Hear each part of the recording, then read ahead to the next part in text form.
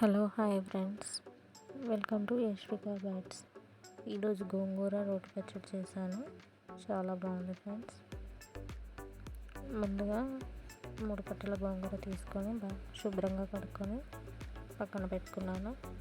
కడాయిలో కొన్ని ధనియాలు, మెంతులు, జీలకర్ర వేసి బాగా వేయించుకొని అవి కూడా పక్కన పెట్టుకొని అదే ప్యాన్లో కొద్దిగా ఆయిల్ వేసుకొని గుప్పెడన్ని ఎండుమిర్చి వేసుకొని వేయించుకొని పక్కన పెట్టుకున్నాను.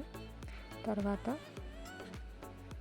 గోంగూరను వేసి కొద్దిగా ఉప్పు వేసి కొద్దిసేపు ఉడికించుకున్నాను. గోంగూర ఉడికింది. రోట్లోకి ముందుగా వేయించి పక్కన పెట్టుకున్న ధనియాలు, మెంతులు, జీలకర్ర వేసుకోవాలి. వేసి అందులో ఎండుమిర్చి వేసి కొద్దిగా ఉప్పు, కొన్ని వెల్లిపాయలు వేసి బాగా దంచుకున్నాను.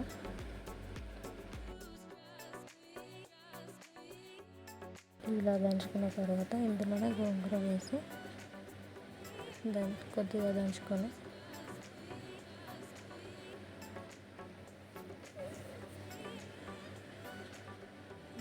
ఇప్పుడు ఇందులోకి నేనైతే 2 ఉల్లిపాయలు వేసుకున్నాను. ఉల్లిపాయలు మాత్రం మెత్తని పేస్ట్లా కాకుండా కొంచెం కచ్చా దంచుకోవాలి. ఆ ఉల్లిపాయలు అనేది తింటుంటే పంట కింద పడితే టేస్ట్ చాలా బాగుంటుంది కాబట్టి అలా దంచుకున్నాను.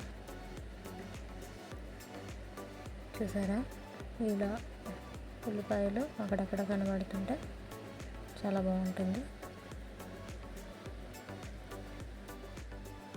ఇప్పుడు పోపు వేసుకుంటున్నాను. ఆయిల్ వేసుకొని ఆవాలు, జీలకర్ర, ఎండుమిర్చి, కరివేపాకు, కొద్దిగా పసుపు వేసుకొని దంచుకున్న గోంగూరను అందులో వేసుకొని బాగా కలుపుకోవాలి. నచ్చితే లైక్ చేయండి. Please do subscribe.